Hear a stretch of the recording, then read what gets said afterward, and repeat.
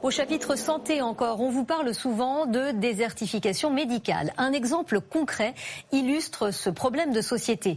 Le village du Bucquois va perdre le mois prochain les 3 médecins de la commune. Ils partent tous à la retraite le même jour et ils laissent les habitants sans praticien. La mairie fait tout pour attirer un nouveau médecin. Reportage Frédéric Mazy et Xavier Delagozie. Dans le village de Bucquois, 1500 habitants et plus aucun médecin. Raymonde vit ici depuis de longues années. À 77 ans, elle est désemparée. On va se laisser mourir. Il n'y a que ça. Même angoisse pour les autres habitants, où trouver un médecin. La plupart des cabinets médicaux des villages aux alentours sont déjà pleins.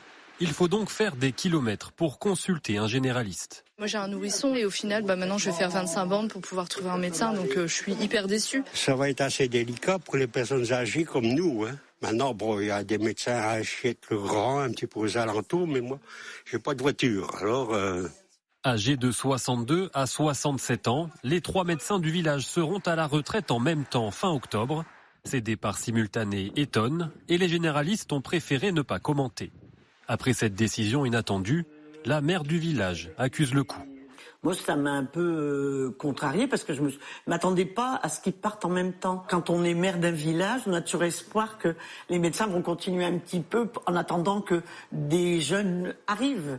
Des jeunes médecins difficiles à attirer dans cette zone rurale, malgré des avantages financiers mis en place par la mairie. Un jeune médecin qui vient s'installer à Bucquois a 2 ans de loyer gratuit. Aucune candidature n'est arrivée sur son bureau. Alors en attendant, les habitants devront s'en remettre à une cabine de téléconsultation installée dans la pharmacie du village. C'est une solution de dépannage avec certaines conditions. Pour les mineurs, ils doivent être accompagnés et certaines pathologies ou certains médicaments qui ne peuvent pas être prescrits par ce biais. Une solution pour les situations non urgentes, insuffisante pour les 3000 patients de Bucquois et des communes environnantes. La justice n'a plus de